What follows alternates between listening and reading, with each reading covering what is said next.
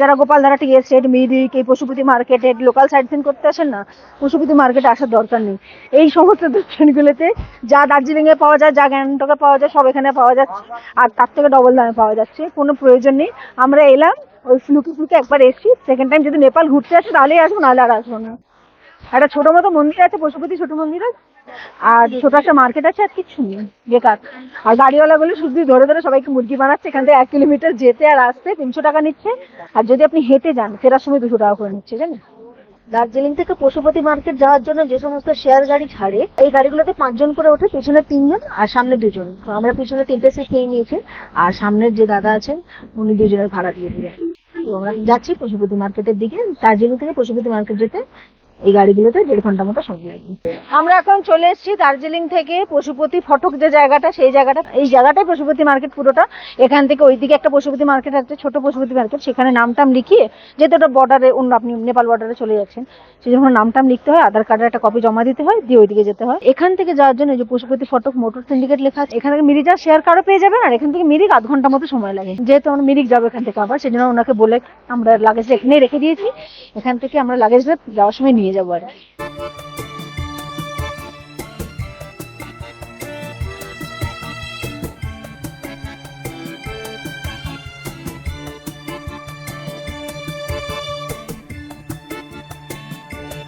আরে international travel করছি।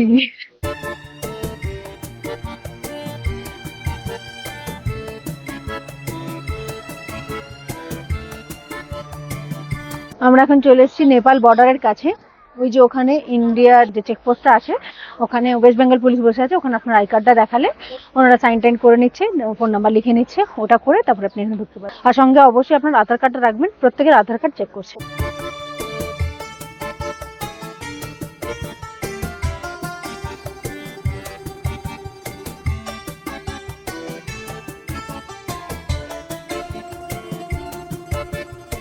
Nepal border পেরিয়ে এখন আমরা হাঁটতে হাঁটতে পশুপতি মার্কেটের দিকে যাচ্ছি। যে গেটটা আছে ওয়েলকাম টু নেপাল বলে, ওই গেটটা থেকে পশুপতি মার্কেটটা হাঁটা পাতে 10 মিনিট মতো লাগে। তো আমরা চলে যাচ্ছি হেঁটে হেঁটে। গাড়িতে বলছে 300 টাকা করে, কেউ বলছে 250 টাকায় নিয়ে যাব। তো আমরা গাড়ি টাড়ি করিনি কিছু, 10 মিনিটের রাস্তা। আর এখানে গরম টরমের তো ব্যাপারই নেই, দেখতেই পাচ্ছেন ওয়েদার কিরকম। দিব্যি হেঁটে হেঁটে চলে যাচ্ছি।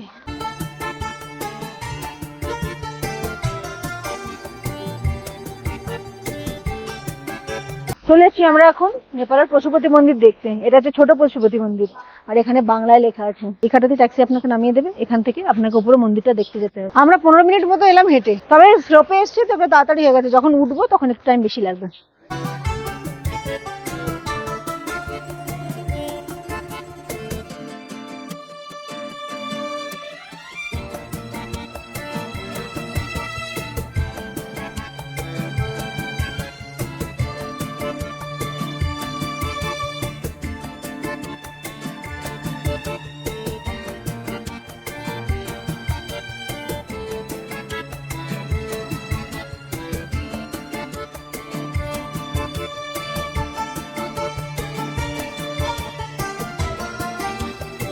আর এই যে ট্যাক্সি গুলো যেগুলো আসছে, ওগুলো এখানেই ড্রপ করে দিচ্ছে।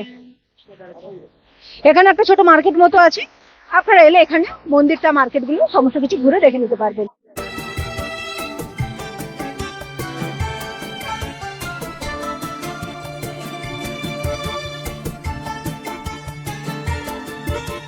এখানে নেপাল লেখা, সমস্ত ব্যাগ, হিমালয়ান ব্যাগ লেখা, মানে এখানকার লোগো দেওয়া। পশুপতি মন্দিরের চোখের যে লোগোটা থাকে ওটা দেওয়া একটা ব্যাগ পাওয়া যাচ্ছে। এখানকার লোক পরেটা এই টুপিগুলো এখানে পাওয়া যাচ্ছে। এই টুপিগুলো 100 টাকা করে বলছে।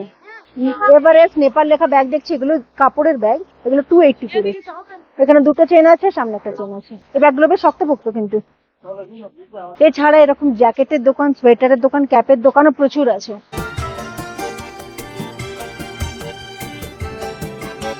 একটা কাপড়ের ব্যাগ দেখছি, এই যে পশুপতি আঁকা আছে, এখানে নেপাল লেখা আছে, এগুলো 350 করে।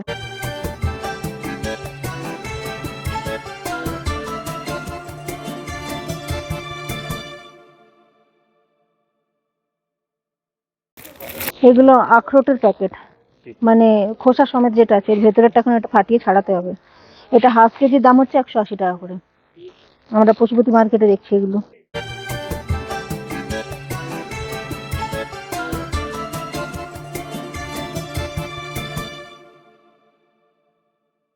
পশুপতি মার্কেট ঘুরতে এলে অনেকে তো ট্যাক্সি করে আসছে, এখানে ড্রপ করে দিচ্ছে, তারপরে চলে যাচ্ছে। আর যারা বুক করছে যে নিয়েও যাবে, নিয়েও আসবে, নিয়েও যাবে, তারা হচ্ছে এখানে গাড়িগুলো ওয়েট করে।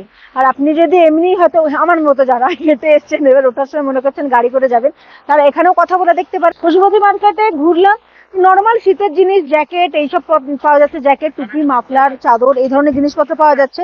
ছাতা পাওয়া যাচ্ছে, যেটা দার্জিলিংও পাওয়া যায়, এইগুলো পাওয়া যাচ্ছে।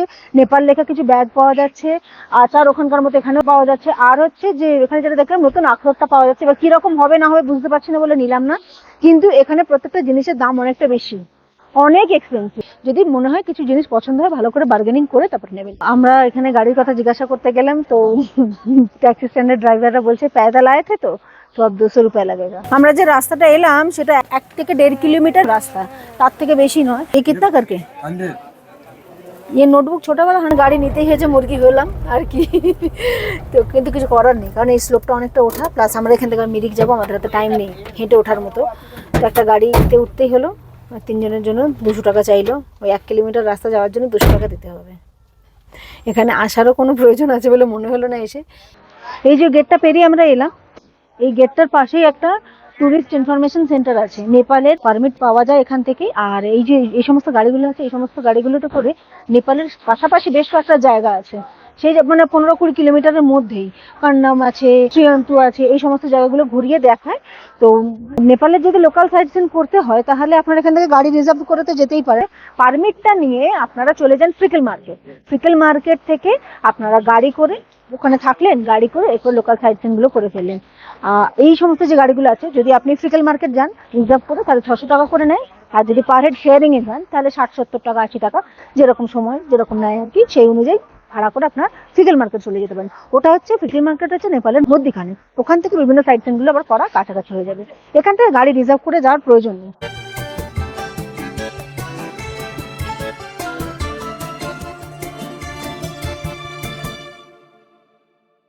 ওইটা দেখতে পাচ্ছেন, ওটা গেটটা, ওটা পেরিয়ে আমরা এখানে এলাম।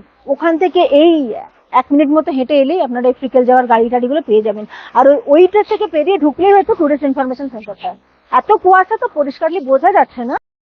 এরপরে আমরা মিরিক যাওয়ার জন্য পশুপতি মার্কেটের বাইরে থেকে একটি গাড়ি ধরলাম এবং গোপালধারা টি এস্টেট দেখতে দেখতে মিরিক পৌঁছালাম। পশুপতি মার্কেট থেকে মিরিক পৌঁছাতে 40 মিনিট মতো সময় লাগে।